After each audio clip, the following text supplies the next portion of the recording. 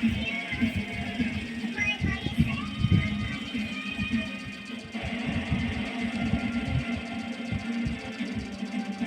grabe ang pogi ko na. Ang ganda ng buhok ko, kulay blue na. Tapos yung damit ko, pang bossing. Ang ganda ng sabon ni Boss El Malakas. Nakakapogi. Uy, baka tignan mo yung itsura ko. Pogi na ba ako, baka? What? Ano sabi mo, baka? No? Nasalita ka, sabi mo no? Grabe ka naman, baka. Ang ganda-ganda ng sabon ko, bagong ligo ko, tapos sabi mo no? Uy, baka.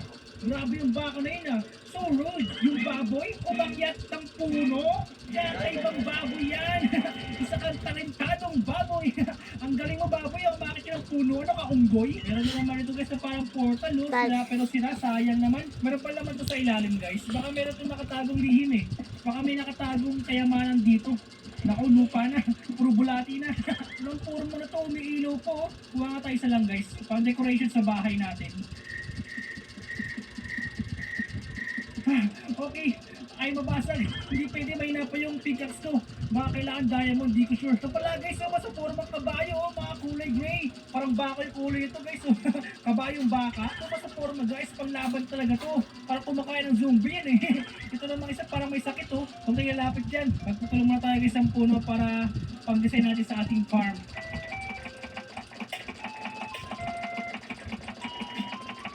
Uy, akalain mo nga naman guys, so pag hindi mo hinahanap, lumalabas. Ano ko, excited ah.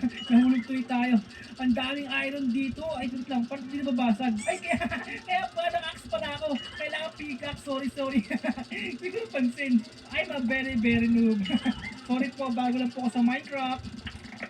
Uy, busog-lusog sa iron. Ano kaya pwedeng gawin dito guys? Agawa tayo ng armor. Yun lang po, ginabi na tayo. Sana walang alligator sa sapa na to. Lumabas na yung zombie, wag lang po alligator, no? Bago tayo sa alligator eh. Ayusin natin guys yung gamit natin bago tayo umalis. Bago tayo maglakbay para hanapin ang ating farm.